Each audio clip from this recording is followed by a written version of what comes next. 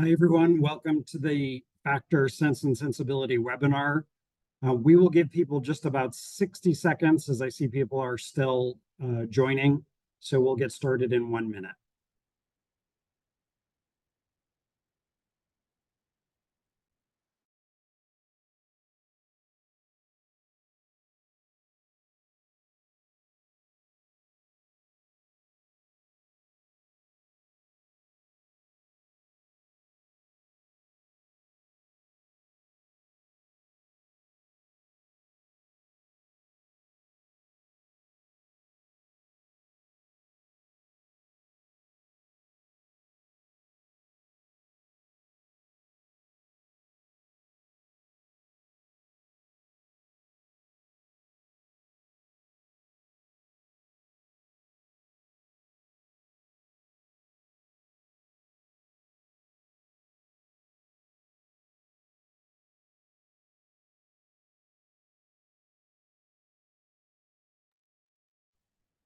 Okay, hello everyone. Welcome. I see that people are still assembling, but we are going to kick off just in the interest of making good use of our time together. I'm Chris DeConti, Head of Strategy at Factor.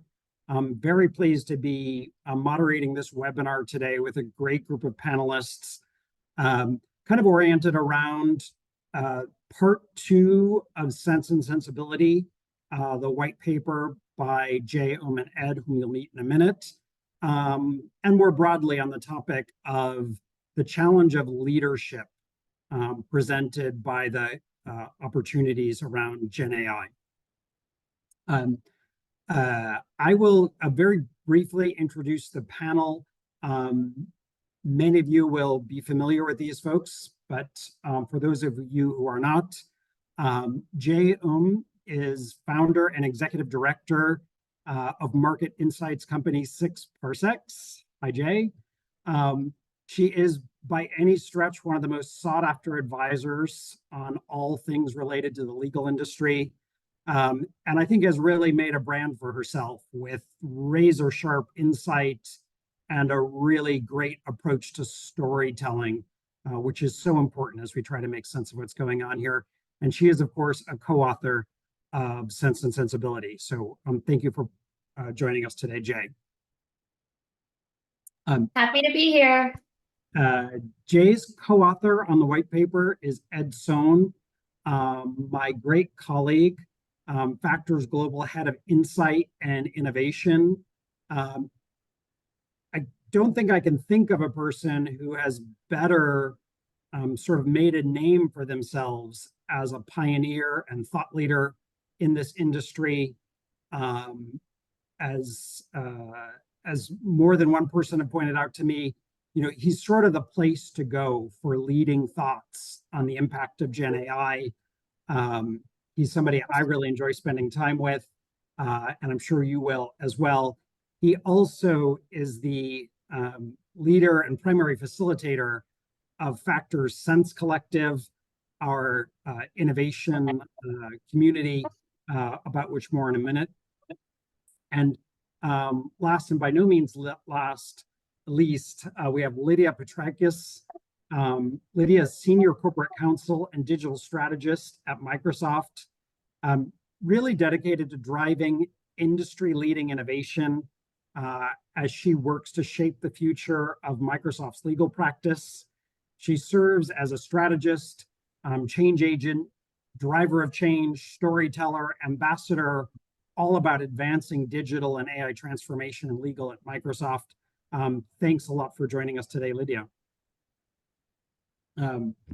Just a little bit of context before we jump into it. First, on the white paper, this was, as I said, co-authored by Jae and Ed. They've had an opportunity over the kind of long arc of their careers to work together, but sort of put their heads together on this particular subject, really just around shared passion and a feeling. If you go back to part 1 of the white paper that came out in October of last year, that there was an awful lot of noise being made around this topic, but not always a ton of sense. we can thank them for their efforts on the white paper. Second, I referred super briefly to the Sense Collective. This is a factor-facilitated, subscription-based membership of 18 of the world's leading corporate legal functions. It's a closed group really dedicated to working together around this great area of shared interest in adopting and implementing GenAI in corporate legal functions. And of course, Microsoft and Lydia are founding members of that Sense Collective. That is not the focus of today's session, but I think it's safe to say that some really interesting learnings are emerging from the collective. So eager to have kind of some early insight into that. Finally, just on a kind of housekeeping note, please feel free to ping questions into the Q&A. If we have any time outstanding, we will get to as many of them as we possibly can. So let's jump in. Jae, I will start with you. Really on this really intriguing title for this white paper series, Sense and Sensibility. Here we've got GenAI kind of couldn't be more contemporary, and this reference to a 200-year-old Jane Austen novel. Tell me about that, and you know what led to that really interesting title. Sure. I think we came to the title in the middle of the drafting process. And I think what really prompted our desire to put together a narrative that could be accessible to especially general counsel, but leaders at all levels within the legal industry is our firm belief that, all leaders are really in the feelings business. We often hear that change management is such a challenge. It's a bruising kind of task that's given to leaders. And really, change is about inspiring the desire for something better, inspiring the courage to try something new. And then so bringing that, kind of viewpoint and shared ethos to a time that really, if we just look back at the end of 2022, kind of that beginning of 2023, I'll just throw out a couple of stats that I know everybody saw. So Goldman Sachs was out of the gate first. They said 44% of legal tasks could be automated. And if you think about the pace of adoption of ChatGPT, 1 million users in 5 days, 100 million users, 2 months, the speed at which, this thing was moving. And Ed and I had the same viewpoint that we were really watching the rise of a new era of kind of human cognition, something that was going to exceed the impact of electricity and the way that, people live and work. And then so at the beginning of this really huge thing that we are seeing in our lifetimes is so many disparate kind of viewpoints, a lot of noise, as you said. And the impetus was really, how do we make sense of what's going on? And in the anthropology tradition, what sense making really is to understand the lived experience of people. It's creating meaning out of many disparate facts, right? So that was the challenge of really, as we were working with the words, this hearts and minds idea was really forefront in what we wanted to draw out. And the challenge and the call to action for leaders was really to step up their leadership game and step up the sensibilities that are needed to give people the feelings they need to feel, some sense of safety, a sense of trust, so that we could approach this challenge together. And then so I think that is the tie back. And as far as the book, I'm an Austen fan. If people haven't read that book, it's a really good book. But really the lesson you draw from the story of two sisters, one who's really, sense oriented and the other who's really sensibility oriented, is that you need to unite the two to find happiness, to find love. But, in the workplace in 2024, certainly I think GCs and legal leaders need to unite the two, help people make sense of what's going on, and help people feel the things they need to feel to take on board the changes they're being asked to take on. I just love that. I think the idea that, that sense, like kind of like logical reason, and this being big and important, and there being a real business case around paying attention to it, was the sort of obvious part. But I think the real insight that the two of you came to was that it was going to be about feelings. It was going to be about adoption. It was going to be about changing people's mindsets. And I think that's a really good frame for us as we sort of have this conversation today. Ed, I'll turn to you, kind of going back actually to part one of the paper. Your sort of starting point was that, despite often lots of hype and lots of excitement about legal innovation and great predictions of overnight change in the legal industry, and 20 years of innovation effort and the rise of legal tech and ALSPs and what I sometimes refer to, I'll date myself with this reference, the boulevard of broken dreams of legal innovation. I think your sort of premise was that's been the case until now, and now something's changing. At one point, I think you said, this time legal will not be last. That was back in October. How are you feeling kind of 6-7 months later about that prediction, and how do you see things shaping up? So I have to give points out for, is that a Green Day reference, or is it the origin of that phrase somehow predate that? No, 20 years is a long time. It's a long time. Yeah. So maybe you're dating all of us. Some of the things that we've observed as we've now had kind of a year to see how this is diffused, where the leadership has been. Is this different this time? And, some of the hypotheses that we made in the paper, in part one, things like legal not being last. In part two, whether General Counsel would actually step up and choose to lead their people and choose to lead their entire ecosystems, to choose to step into seats of prominence and spotlight and exposure and vulnerability and leadership, even as they interact with their business clients internally and as they start to kind of curry favor and spend currency and goodwill to take real steps in this direction. We have started to see those really kind of play out. We think that belief is higher than ever. Corporate legal teams especially are expressing really strengthening sentiment and a will to action towards GenAI. There's some research, a piece that came out from Thomson Reuters that showed that the idea that generative AI should be used in legal work, that sentiment has gone up most dramatically among corporate legal teams, while staying mostly static in law firms and while staying largely less impressive in terms of that strengthening sentiment, even in other corporate functions like in tax or risk. We're seeing that the collective has seen several general counsel, and this is outside of the collective as well, volunteering to be some of the first corporate functions for AI transformation. We've seen that, and we know that that was not sort of kind of just sort of puffery or kind of burnishing something. It was about stepping into that and going directly to the CEO and saying, we're going to be first in this transformation. And that has come with actually also the ability to get resources and to get more enablement and to connect more with enterprise initiatives. And so that's really been tremendous to see that sort of leadership.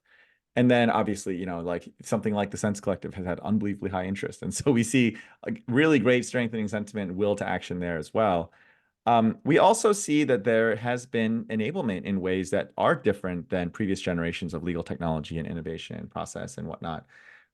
Because of what Jay and I wrote in the paper and what, Lydia can attest to probably better than anybody out there, which is that generative AI has crashed into the enterprise stack. It is ubiquitous. It is everywhere. It is inside of every corporate organization. And that has been a game changer when we know how unique it applies to legal work because of its sort of language fluency. And as a result, that is a reality that we have seen played out, where we have seen corporate legal functions and legal leaders take advantage of that in really big ways.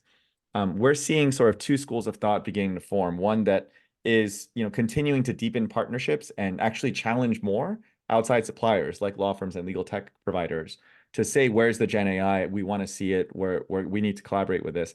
And others who maybe at the same time or sometimes with greater priority, leaning more on their enterprise capabilities, leaning more on the what's happening internally, as we suspected might happen. This is starting to actually shift the balance of power. And then final thing I'll just say is that it's still very early to see a lot of results, but some are starting to appear. And that's what's really kind of providing a lot of hope, is that in addition to belief and some of the action and enablement that's happening, some of the early results are starting to show up. One person I was speaking to was saying that like some of the most basic use cases is able to eliminate, over 100 hours of work for the team every month. And those are sort of the low-hanging fruit, easiest ones. And they're really on a very aggressive path to kind of push that further. And then Lydia, of course, has some proof points that Microsoft has recently shared out about the impact of Copilot in their corporate external legal affairs group. So the results are early. I think it's way more potential than it is results. We're not even scratching the surface. But because of strengthening sentiment, because of action enablement, we're really starting to see that potential start to materialize in ways that that reinforce that we're on the right path, that the formula is in fact supported. Lydia, I want to bring you into the conversation in just a minute, and I want to double click on one thing that you said. Would you, this legal being ahead of tax, ahead of risk, ahead of other corporate functions, why? I don't think corporate legal departments are known for that kind of bravery or that kind of leadership. What do you think explains it? It's a combination of, I think, pressure from the CEO and from other functions of the business saying like, almost just unconsciously, like, this has got to change legal work. We're reading about this all over the place. A bunch of non-legal sources, the Wall Street Journal, Goldman Sachs, everyone's now saying BCG, McKinsey, everyone's saying that this is going to affect legal. So like, come on, let's go. So there's pressure coming from others that are sort of observing how this just makes sense because this is, very language fluent. There's also pressure that's been building for a long time, which Jay and I wrote about, around a massive spike and continued pressure from the crushing increasing workload for the in-house legal group. And that's not new. That's pressure that's been mounting for a long time. But being able to identify a different way forward, really having that kind of sense of belief that, yes, this is different. This isn't just like another parlor trick or like a long change story. This is something that's actually going to make a really big difference soon. And then, I think that there is just the idea that people are convinced that it's different because of the underlying ways that it works, because of people's firsthand experience, because people are starting to really kind of connect the dots, and it's moving fast forward so quickly. And so I think that, and the environment that it's ripping through the revenue side of everyone's business, and like that, there's sort of like a environment that's conducive to and really frothy for and hungry for, these kind of solutions, has given general counsel and legal leaders just a lot more ability to kind of take that risk and to go, like, to sort of show up and say yes to it and to be personally involved, even in really extreme scenarios. Like some of the people that we talk to that are really gung-ho about Gen AI and pursuing this agenda, they're going through insane existential volatility in their businesses, and like changes in their legal departments and changes in the chief legal office and changes in the entire business and its 100-year strategy to now become a completely different business. And they're still saying like, okay, and also Gen AI for legal work. Like this is still a priority, even amidst those types of competing sort of interests. So the conviction and the pressures and the incentives in the environment, I think, combine in a really unique way to lead to this type of step up that we're starting to see. Thanks. I agree with that. Lydia, would love your take on a lot of things we want to dig in with you. Microsoft obviously just being at the epicenter of what's happening, and the very unique seat that you occupy inside the legal function there, having an opportunity to sort of begin to apply this and experience it along with every other corporate legal department in the world. But to start with, talk to me a little bit about, to use Jay's term, the feelings. What are the vibes like in the legal function around this? What's the sort of mix of emotion that you see as people confront this opportunity? Yeah, absolutely. I couldn't agree more with what Jay and Ed have said before me. And so, because it's really played out in real life for us. So I think when we started, our journey, so at Microsoft, as you said, really fortunate to be at that epicenter of innovation, early access, early insights. we knew that AI and GPT models were just going to be really disruptive.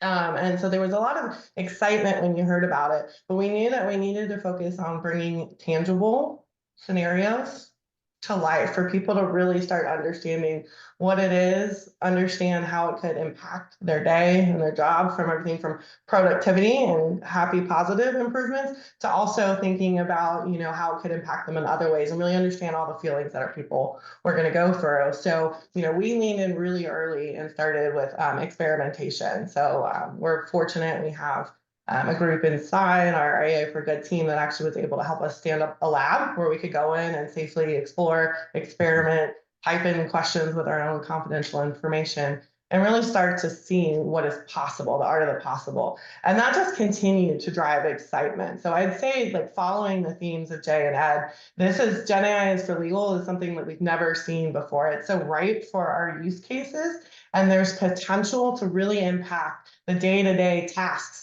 that we do as a legal department to really help us with these overwhelming demands and increase on our workload. So we just know that it's, even our chief legal officer Hussein has been quoted outside, adoption of AI is not a luxury, it's a necessity. We knew that, but we also knew that there was a large cultural journey with it. So I'm sure we'll can talk even more about it, but we've really focused on like 6 large pillars of culture to bring everybody along for the journey to make sure that we're successful in the adoption of AI. I think part of what's so interesting about this is that it's this combination of, okay, it's not a luxury, it's a necessity, but it's also, it's so exciting on the one hand. And that same TR survey that Ed referenced said that, nearly half of all respondents express excitement or optimism. But there was a half, and maybe there's some overlap, who also express hesitance or even fear. Are you confronting that at all, or do you see that dichotomy on a day-to-day basis? Yeah, so excitement, absolutely. It's something that's never been, because really, in order for this to be successful, especially in Gen AI, is the whole "it takes a village" concept rings true more than ever, and you need everyone to lean in. So you see tons of excitement, but just like all technological advancements in the adoption journey, there's the magic, I'm really excited, but then getting people to actually come and engage and see how it impacts their day, their use cases, and then also just being able to answer and be able to be open, honest, transparent, and collaborative on how is this going to impact whether I have sensitive data. What is the trust on this?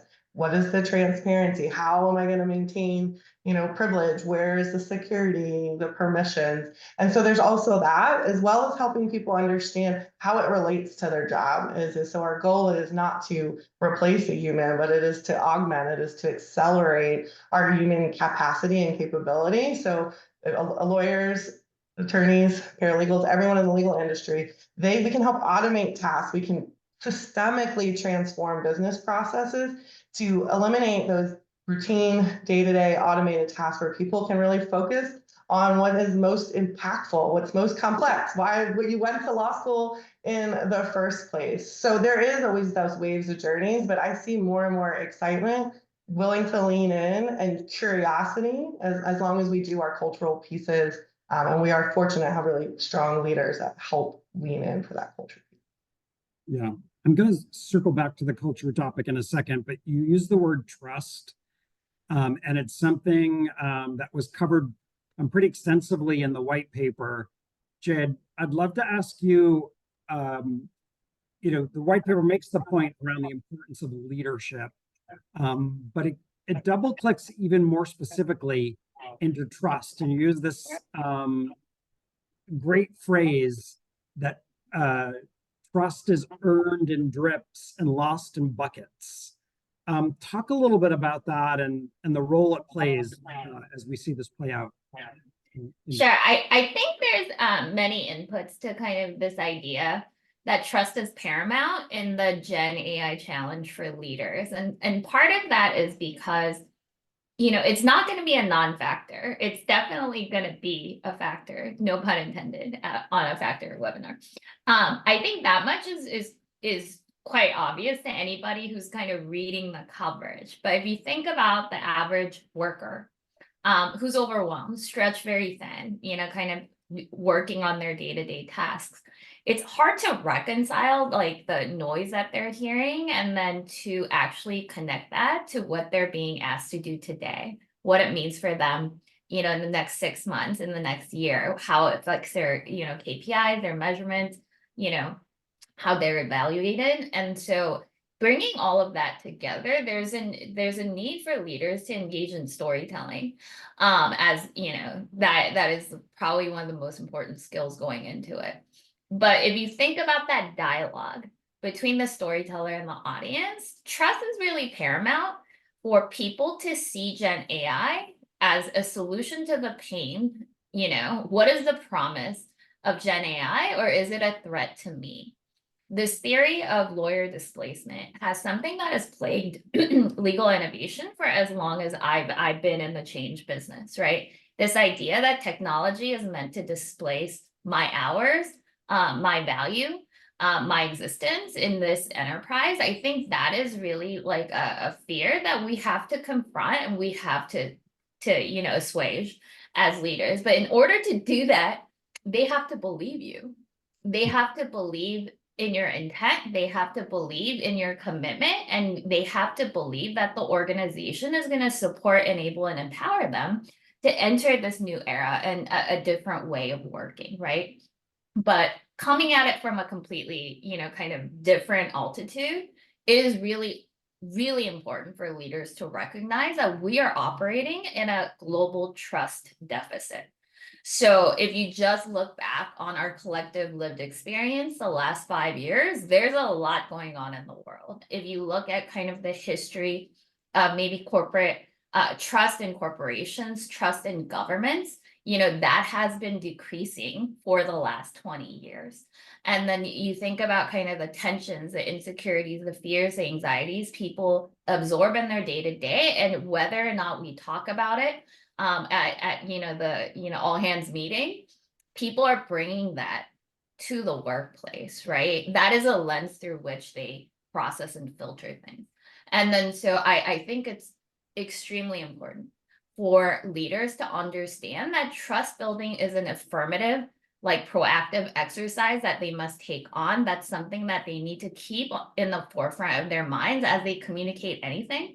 It's really something they need to work into their decision-making process as they consider the options. Is this something that's going to build or erode trust with our people? And the idea that trust is earned in drips and lost in buckets is that when you have a trust eroding or trust breaking event, that sticks with you. Just like people retain, I think, negative feedback, it takes like 7 pieces of positive feedback to kind of wash out something negative. It is really important to remember that the act of building trust happens in tiny moments throughout every workday. And then the trust eroding moments, the trust breaking moments, that actually leaves a long shadow on a team, on a function, on an organization. And then so it's not to say leaders should be risk averse or conservative in their decision making, not at all. There are ways to make bold decisions, to take bold steps together. A lot of it has to do with communication. A lot of it has to do with, the intent, the voice, the tone that, leaders bring to the conversation, what voices they choose to include in that conversation, how they make people feel heard. These are execution choices in the executive art of communication. And, who is the star of the story they're telling? Often when leaders go out to the troops, to the all hands meeting, what is the story we're telling? Who's the protagonist? What's their intent? What's the obstacle in the way? And what is the common vision that's bringing us together, right? So as we think about Gen AI and we cast the story of the enterprise or the team, the human beings that work here today, why why are we all here in the first place? And then what does Gen AI represent in our story, right? So one of the I think overarching themes of part one, which we did continue into the work of the Sense Collective, and we continue to hold these conversations in many different workplaces, is that the future of legal is bionic. The legal team of the future is bionic. And the idea of helping people accept, and welcome and onboard a new kind of co-worker, the Gen AI co-worker, the colleague, I think that is also an act of trust. If you think about the most effective working relationships each of us builds in the workplace, that is also a journey of learning each other, learning together, and then doing things that were not available or possible to each of us individually, right? So that sense of collective achievement is something that people need to experience. It's something people need to learn by doing, which is one of the reasons that we really pushed leaders to move quickly to experimentation and putting the tools in the hands of the people, giving them a sandbox or like somewhere to play. Because again, going back to the idea of trust, it's something people have to feel in their hearts. And the feelings are made through experiences. Storytelling can help get them there, but it's really giving people a place to experience something new in a positive way and walk away with the natural kind of organic intrinsic reinforcement, the curiosity to continue learning something new. So I think that trust is paramount. It's something people need to, or leaders need to think about really every day. And that's why we wanted to bring it to the forefront of part two. I think it's such an interesting point. It's so easy, and we'll talk in a bit about use cases, and so easy to think about all these amazing applications and all this, but it's only going to become real. And I've heard you say, it's only going to become real with the lawyers you have today. It's not like some new AI-ready team of lawyers is going to come in to populate your department. It's the lawyers we have today working in real corporate legal functions that are going to drive this change. And therefore, it's got to be about shifting their mindset, making them believe, getting them comfortable, which of course will come down to culture. Lydia, you talked before about the culture pillars. I'd love to kind of double click on that and hear more about your view on that and how it's playing out at Microsoft. Yeah, absolutely. And I think you'll hear a lot of themes in mine that really resonate with what Jae just spoke to as well. So really is when we came with our approach, so we have an initiative for our department, Corporate External and Legal Affairs, so CELA, AI for CELA. And we want to be able to, harness the power of AI to create, efficiency, impact, scale in all of our work. But we know that we needed to implement a multifaceted approach. So not just on technology, but on culture as well, to make sure that we are helping model, recognize, incentivize that innovation and experimentation mindset, and really paving the way for all of our current people and people to join in the future to have that sustained and smooth integration of AI, Copilot into our daily practices. So it eventually becomes that shift in mind and in heart, where when you come and approach any new work, it's how is AI already in it, and how could I bring AI to help improve this process? So our six kind of main pillars that we think of is leadership, modeling, and support, storytelling and communications, incentivizing and recognizing, skilling, champions, and experimentation. So like clicking into a little of those is, again, that leadership, modeling, and support is just imperative. You have to have really strong leaders and leverage your leaders and the voices to help them reinforce the collective mission that we're all driving to, the why, modeling the behaviors that you want everyone to see, and really supporting and championing those individuals. And big way to do that is storytelling and communications from all levels. So as Jae was talking about, so many learnings from Jae. Jae is all the time on feelings, business, and storytelling, but really is bringing to life the story and finding ways to bring our heroes, the people that are modeling those behaviors, that are doing the work, and putting them at the forefront. of the storytelling, and making sure that people understand where progress are, where we're celebrating wins. So I never thought as a lawyer myself, I would become like an expert storyteller. Marketing communications would be so much part of my job, but it really is, and it's powerful. And that really ties with the incentivize and recognize. So if you're asking people to lean in, be an early adopter, we have to show and celebrate that that is the behavior we want to see. So we've done a lot of things in that area, from bringing people up to join on large, big town halls or summit on the stage to talk about their work, communications, recognizing, and even we recently rolled out a new department-wide priority for part of our legal practice groups, and they're part of their year of what they should be looking at and their priorities, of how to bring in AI into their work. Skilling, you cannot just expect and drop technology on a group of people and expect them to know what to do, how to make the most power. It's not helpful, conducive, or productive. So we focus on a lot of expert and peer-led training, so a mixture of both. We've been really successful recently. We did like a 2-month co-pilot skilling series. And within that, we were even able to see after those sessions a 50% increase in usage, and like co-pilot in Teams and M365 chat, and an average of 30% over many others.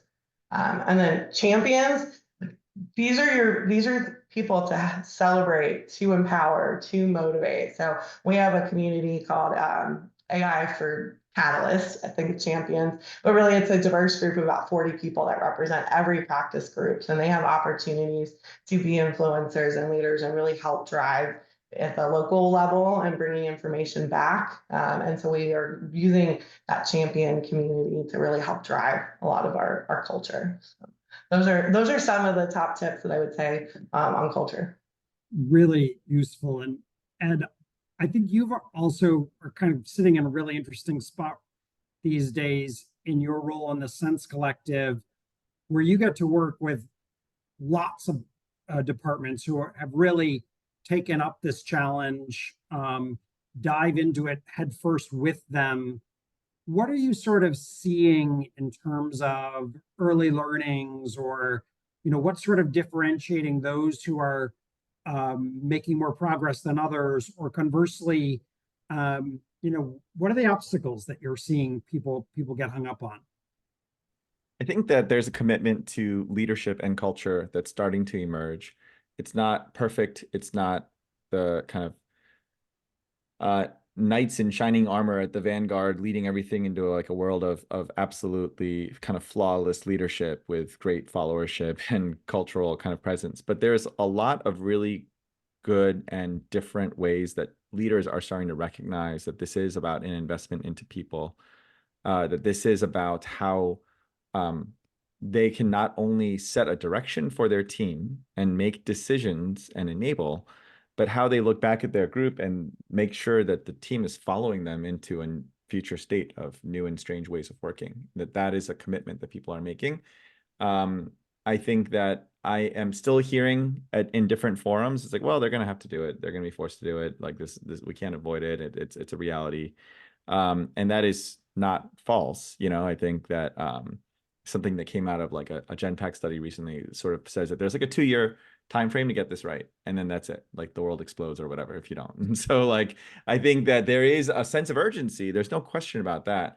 But increasingly, we're seeing leaders stand up and say, like, the path to success actually does go through understanding where to first bring people into engagement and incentive to make their lives better. And so the kind of practices we're starting to see emerge is more kind of human-centric commitment. Frankly, it's also a little bit easier to make because trying to bet on some external technology when the technology is moving so quickly, I think people are starting to see very quickly that that's like a much riskier bet than to sort of get their people as prepared as possible, which is a much more durable investment, something that we extol the virtue of in the collective, something that a lot of people really resonate with. I think the other things that we're seeing emerge a little bit are probably the thing that I would say is a most kind of like overt difference in behavior is a willingness to collaborate more cross-functionally. there has been like a long battle between like the legal department and the IT department, and like, you know, there's like ongoing war of like, well, like, you know, there's all this great legal tech out there, and it's so different and special, and lawyers are very different, and we've done this whole process, and here is our 3 finalists. And then somebody in IT is like, well, why don't you just use, you know, this vanilla enterprise SaaS tool that we have this massive commitment to? And then there's like this, you know, rage battle kind of like ensues. We're seeing that, like the kind of like heat of that die down a lot, and a lot of like, wow, IT can actually get some really strong gold stars by helping the legal group get really switched on, because the CEO is paying attention to this new capability that finally really works and makes sense, and also, frankly, can help them explore the best ways to kind of put this into functions. And so we're starting to see kind of legal leaders get admiration and respect from chief technology officers. I've heard this directly from the mouths of chief technology officers at large organizations saying, like, I wish more functions were doing this. I don't think that everyone's seeing the potential the same way that these guys are. We're really excited. And so that collaboration and enablement creates a wealth of resources, which you don't have to go and establish a 3-year business case of $2 million to go get external spend for it, go in this long, you know, change management implementation journey. You can just go and make heroes of your colleagues in IT. And so we're seeing that collaboration a lot more. And the last thing I'll just say is that we are seeing more user centricity. I do think that people are very keyed in on helping their people and viewing this as a way to help their people. And I sometimes, I kind of personally still have a little bit of a cringe when I hear people say, well, like, let's just get rid of all the mundane work and then that would be great.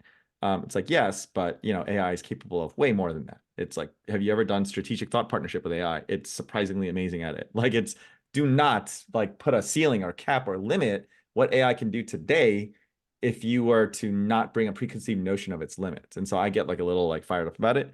But I've also come around a lot because I realized taking the mundane off of people's plates as a starting point is a great way to get engagement and to be user-centric. That it's not about flexing how amazing the tech is all the time, but it starts with making sure that the human use cases really make a difference and are felt, that feelings are generated among the people who pick them up.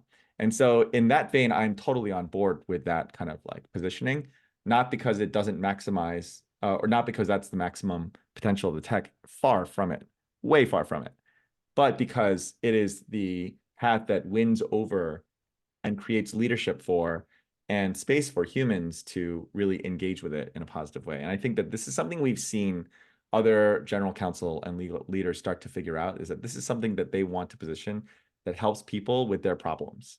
And so that's like, these are the beginning signs. There's still a lot of kind of confusion and swirl, but we are starting to see that there's really hope in productivity and in delivering something for their teams. On that theme of user centricity, you know, you sometimes hear the opportunity around AI presented as, you know, enabling this future of lawyer developers, where, you know, lawyers can kind of harness this power directly themselves, kind of brought by analogy to the sort of the equivalent of like making macros in Excel or Word, something that many lawyers probably don't do today. So how can we square that? Or, you know, is that where you see it going? You know, how do you see that shaping up? I'll put this to both Ed and Jay. Yeah, I'll just really quick. I think that we do see across the entire sort of population of knowledge workers, this was in the Microsoft LinkedIn report that came out recently, that there is a rise of an AI power user. That's absolutely happening. It's emerging as a class. It has certain properties. There are certain things that are kind of define why they're able to get productive use out of AI. And that this kind of idea of the citizen developer being like, oh, it's so easy. Here's a low no-code platform. You know, just put like 1,000 of these boxes and chain them together, and then voila, you've got software. Like, that did broaden the base of people who could create their own solutions, but still like had a significant kind of barrier of entry and some prerequisites. We are starting to see legal professionals understand the power in the right context for the right use cases, for disaggregated workloads, be able to author their own solutions. We are seeing that prompt libraries are being formed. We are seeing that people are gaining these skills without feeling like it's a huge barrier to entry. We're seeing people kind of bring their own AI to work, even if it's unsanctioned or whatever, because it's kind of like crashing into people's realities as a capability that's available to them. And so we do believe that that still holds true, that there's significant adoption that will be available for people and for lawyers specifically and legal professionals to kind of walk up and use it and erode a lot of those, dismantle those barriers of adoption that have existed previously. But the footnote to that, I'll just say, is that many people are still going to their instincts and seeing if legal technology can provide a solution and going to the third-party product market. And that's fine. There's no problem with that. If people are more comfortable with that, if they have great partnerships that they forge there, and those products are making serious headway in bringing that tremendous capability and in a weird way, for some people and for some users that have successfully implemented, that's a more invisible way to harness the power. And so that's fine. That's actually totally legitimate. I think that as more people's eyes are opened to kind of more general purpose, enterprise, generative AI, that is the worst it's ever going to be today and only going to get tremendously better every month, people are going to start to see, wow, like I think that there's a lot that I can do without having to go to a different product experience. Yeah, I think my point, like my viewpoint on this complements Ed's, but I'll try to add a layer of like utility to the audience. I think what we know of populations and how, you know, people in a group function, I think some of those lessons will hold true. So if you think of the Pareto principle, right? Like 20% creates 80% of the impact. If you look at diffusion curve and the theory of how change moves through a population, 1 out of 6 will be like tinkering, right? And it does line up. 1 out of 6 people will want to become or at least explore that power user role. But when we kind of unpack the phrase lawyer developer, the citizen developer, and then putting this powerful tool in the hands of everybody, like everybody will never do one thing all at the same time. Like no matter how much you want as a project manager, as a change manager to see that happen, change is a social process and it will happen, you know, in some order in the organization, right? I tend to think about merging these concepts with user centricity, and to simplify that phrase, it's really about meeting people where they are. It's about helping them use new capabilities to solve old problems, help the innovation function deliver that felt benefit. The users have to feel the benefit.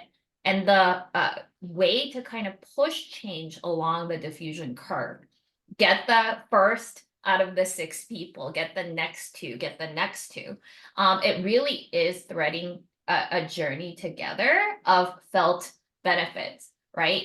You can't ask a population to wait a year to toil away at something unknown that you can't quite see the size and shape of what it means for them, and then promise them that in a year they're gonna see it, right? I think the real promise of the lawyer developer is actually involving them very early on the use case evaluation process. I think part of, you know, custom GPTs and the distributed like capability to design and build solutions is really the pace of prototyping, the ability to show how it would work in a fully realized solution, right? And then rather than kind of apply the thick and heavy approach of requirements gathering for enterprise software, which legal has had to do, really think about how it needs to work for everybody. It's the customization that's actually very powerful, that you can build micro solutions for a very narrow use case with a few users, and that the math will still make sense, right? The ROI will still make sense. So when you think about empowering lawyers to actually participate in this process, I would pick apart the development skill sets a little bit.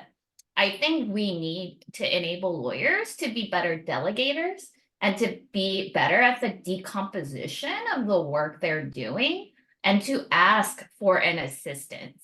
Like whether it's an assist or a consult, like they need to be able to articulate what's needed, right? Because GPT and AI is now like language fluent, the ability to articulate your needs is really all that's required for lawyers to participate very actively in the development of new solutions. And then that is something Ed and I actually joked about, how the best law firm partners don't actually need training in prompt engineering because they've been prompting their associates for a long time. Like, you are a great brief writer, you know? So I think it is really about adapting how we think about software development, about product development to a new paradigm, and to really invite lawyers into the conversation and into the work in ways that they can actually take on board, in ways that will return benefits to them, not in a year, not in 6 months, in like a week.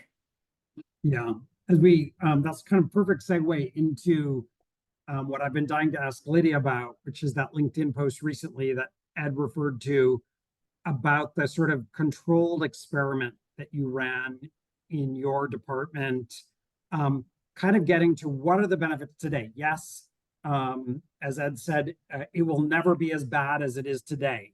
It's only getting better, but it doesn't mean that there aren't some tangible benefits.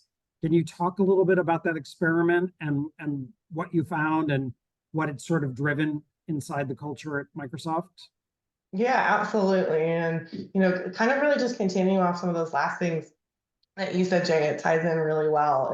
So that's where we started our journey, because we wanted to really understand the needs of the people that we're going to be bringing this technology to. We actually crowdsourced all of our ideas of how do we use Gen AI in our legal department, across the whole department, and got 250 plus ideas, which then helped to inform our strategy and where do we prioritize going after to have that broad impact that can bring real life tangible impact early on, and then continue to leverage those learnings and grow and get to more expanded use cases. So we really focused on areas of enhancing advisory services, streamlining transactional processes, and helping strengthening our compliance and our risk management and the dynamic legal, regulatory, compliance and policy landscape. So that's where we've been focusing on bringing a lot of different areas. So we see a lot of tangible impact in those that I can talk to, like just at a higher level for where we've been, and especially in the regulatory work, we've been seeing lots of great impact on being able to quickly summarize regulations, streamlining that analysis, staying informed on all the information around, and then drafting some of that initial guidance and policies for insights, really helping people stay ahead of the curve. So we have tangible solutions that we've been working on, POCs in there. Same thing for enhancing advisory services is how do we help people find all the information across disparate resources, locations, to help them make that strong, rapid decision-making, really drafting and empowering clients, which leads to them also figuring out how do you help improve that client interaction by taking some of the lower risks and some more self-service, but not in the dumb chat bots of the past, where if you don't ask the right exact question or keyword, nobody knows, but using and leveraging this technology in that language and natural language with our clients. And then on our compliance and risk management is just being able to really analyze over extremely large data sets to start helping like proactively spot and issue those compliance issues. How do you respond to regulatory requests for information and really enable that efficient and agile action and those compliance and regulatory governance motions. And then same thing with transactions. We've all been working on improving contracts with technology and legal tech for years, but in this new era, how do we really start better condensing those intricate agreements, flagging for the risk, comparing contracts, and really empowering that increased velocity and better decision making with negotiation, intelligence, and drafting. And then all of these can be applied in so many other areas that you can scale across your work. But those are some of the top focus areas where we're seeing tremendous value. And then we always talk about, okay, so we have really great use cases of Copilot. We have great use cases of things that we've been building on our own technology or with our partners. And then how do we continue to measure impact though? We want to make sure that there's something quantifiable to know, are these the right investments? Are we still going down the right path? Do we need to switch? how are people feeling about it? So we had a really fortunate opportunity recently to work with our Office of the Chief Economist at Microsoft to assess the value of Copilot. So what we did is we had volunteer legal professionals in our CELA group, so attorneys and paralegals across the team, volunteer to participate in this controlled experiment. And we assigned them realistic legal tasks to complete. And randomly, some people were assigned the task with Copilot and some were not. And so we were able to start measuring speed and accuracy. And it was a fascinating process. And we had really groundbreaking, tangible results that are actually scientifically backed. So we can feel good about those when we're looking at those conversations. And we found that the participants with Copilot were able to complete the task 32% faster and with over 20% greater accuracy.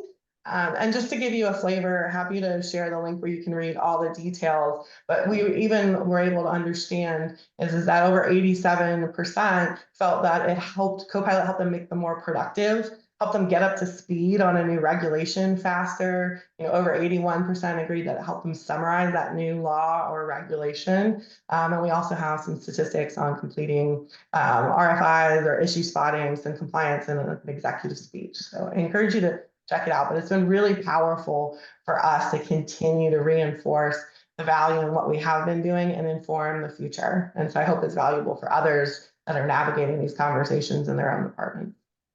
I think it's also just such a great practice to really, kind of put the proof out there. And any department can run a similar sort of experiment pretty easily, I think, to really see for themselves what's possible and what's working and maybe what isn't as we move through this. And I just want to kind of come back to your experience working with dozens of legal departments as they confront this topic in the Sense Collective and beyond. It's kind of standing back and mindful that everyone's at a different stage and not everyone's going to be at the front of the curve. Are there a set of sort of no regrets actions or investments of time or money that you think departments should be making now? Yes, I do. I think primarily, if you can do anything, the most durable investment is into your people. The technology will take huge steps forward. The no regrets investment is to get connected to your people. I think something that Jay mentioned earlier is having incredible self-awareness as to kind of how you build trust as a leader. And so one of those things is, you can go to your team, and if you feel like the only way they're going to do it is if you give them like a mandate that is held accountable to their performance review, that they have to attend so many hours of AI training, then like that response probably reveals and indicates something about like your unconscious view of how much trust your people have in you.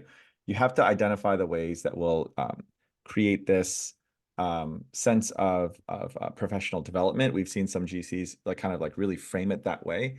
Hey, all of this stuff that we're about to do on AI, the skilling, the kind of engagement, the things that we want you to learn and experience and take out of this, it's really our investment into you. Think of it as like learning and development, professional development. Like some of you may not work here in 3 years, and like you should view this as something that's going to make you a more attractive talent on the marketplace, like things like that. Like really making sure that you're making durable investments into your people through not just technical training, but also kind of thinking and experience through demonstration, through really orienting and understanding the technology well enough to also identify those use cases where you're early, in the early going, you're going to be really guaranteeing a lot of success and setting it up for a lot of success, and not sort of inadvertently becoming overly ambitious and then creating a chilling effect on adoption because, you've hyped it up too much. And, the second that something comes back with a hallucination, people are like, well, the AI lied to me and this is why I'll never use it. Like, you don't want to sort of slide down the hill in the early innings. You need to deliver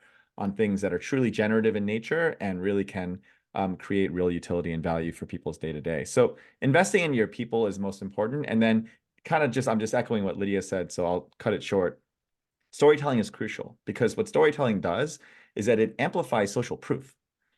we live in very disparate organizations that are spread all over the world. We've lost our informal communication layer because there's no like sort of water cooler or whatever talk. And so that you need to identify a way to amplify the social proof so that people can see that this is not a top-down mandate or just a thing that's like a structural requirement, but this is something that's helping their peers. And like identifying the ways to do that. The Sense Collective is just a way to do that outside of your organization as well, to like expose yourself to a larger pool of peers, to get that social proof, to see how it's working for people who have some of the same challenges. And so doing that is critical. The least kind of prepared and the least sort of the ones that are furthest behind on the curve will be the ones that have the least social proof and the least investment into people. Really good insight. We're at the top of the hour, so I want to thank all of you. Ed Sohn, Head of Insights and Innovation at Factor, Jae Um, Founder and Executive Director at Six Parsecs, and Lydia Petrakis, Senior Corporate Counsel and Digital Strategist at Microsoft. Thank you for joining us today. Thank you to all the participants. I'm sorry we didn't get to questions, but really appreciate you dialing in today. This is, of course, just one in a series that we've dubbed the Sense of Direction webinars. Lots of work underway on this topic at Factor, all under that Sense of Direction banner. Thank you all. Thank you to the panel. And thank you to everyone for dialing in today. Really appreciate it. Thank you. Thanks, Bye-bye. y'all. Bye.